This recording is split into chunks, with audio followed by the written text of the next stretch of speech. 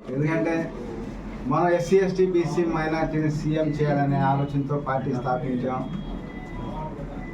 First నుంచి కూడా ఒకే నేను చెప్తున్నాను, అందరూ ఆర్థికంగా ఎదగాలి. 1-2% వాళ్ళు మాత్రమే ఆర్థికంగా ఎదుగుతున్నారు. 25 సంవత్సరాల నుంచి మనం చూస్తూనే ఉంటున్నాం.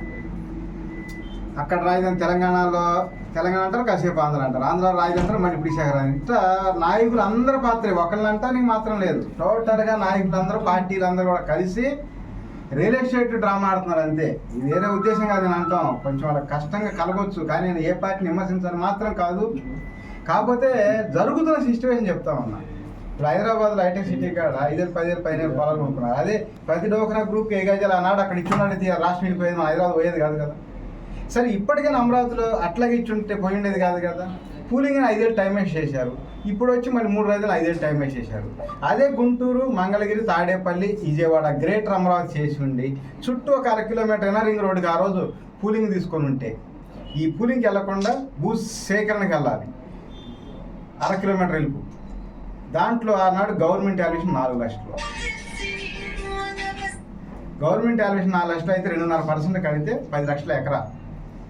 ఆనాడు ఉన్న 2014 వచ్చిన గవర్నమెంట్ వాళ్ళు కనుక, ఆనాడు ఉన్న చంద్రబాబు నాయుడు టీడీపీ గవర్నమెంట్లో అదే 1 లక్ష ఎకరాలు సేకరణ చేస్తే 10,000 కోట్లకు వచ్చేది.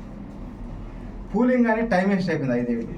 మరి ఆనాడు రుణమాఫీ మాట తక్కేది, మూట తక్కేది. మనం 2 వైపులు అటు లైన్ ఇటు లైన్ తీసి మొత్తం ఎకరా ఆనాడు ఎకరం పాట పెట్టి అమ్మితే ఆ 1 లక్ష ఎకరాలు 4-5 కోట్ల కాడికి 4 లక్షల కోట్లు వచ్చిండే ఆనాడు 2014.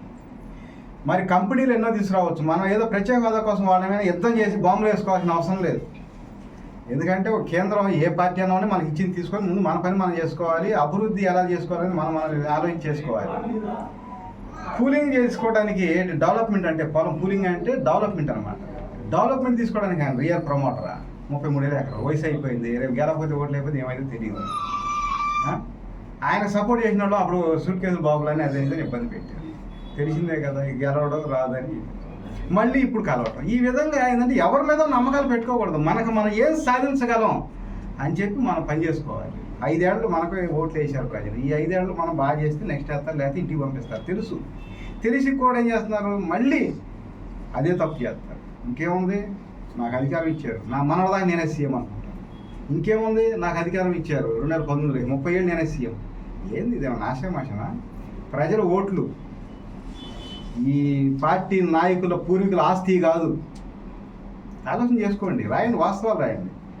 ప్రజల ఓట్లు నాయకుల పూర్వీకుల ఆస్తి కాదు. వాళ్ళు సక్రమం చేస్తే 5 ఏళ్ళు మళ్ళీ ఓటేస్తారు.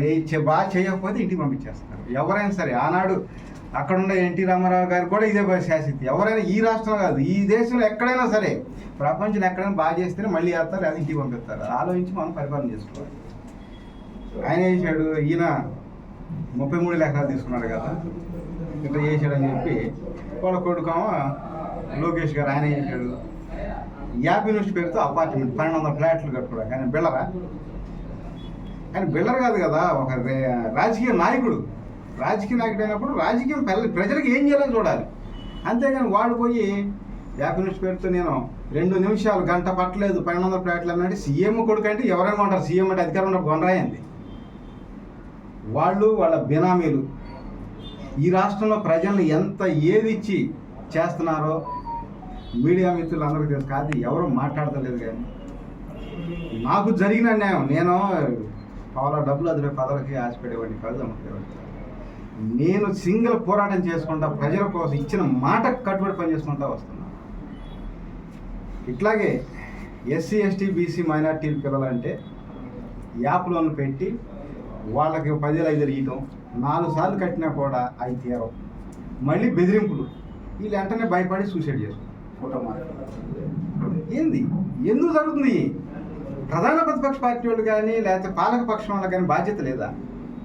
దేని జరుగుతున్నాయి అడగాలి, ఖండించాలి. ఇలాంటివి జరగకుండా చూసుకోవాలి. ఏదైనా మనం పని చేయాలండి పార్టీ అధికారంలో పార్టీ గారికి. ఆనాడు ఆయన కావచ్చు, ఇప్పుడు ఈయన కావచ్చు, 2014 నుంచి వచ్చిన గవర్నమెంట్ కావచ్చు, ఇది పొందగలరు. ఏదైనా పని ఉందని పోతే మీది ఇంటి పేరు ఏంది, నా పేరు కోటేశ్వర, మీ ఇంటి పేరు అంటే కులం తెలుసుకోవడానికి. మనం వస్తే కులం అడగకుండా పని చేస్తాం, ముఖం చూసి పని చేయం.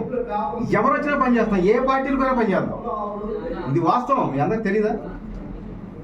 ఎవరన్నా మామూలుగా అంతకుముందు 2014 తర్వాత వచ్చిన గవర్నమెంట్ వాడు ఏమంటారు, మీ ఇంటి పేరు నేను అడగతారు లేదా? ఎందుకంటే మీ కులం తెలుసుకోవడానికి. అది సమాన విషయమా?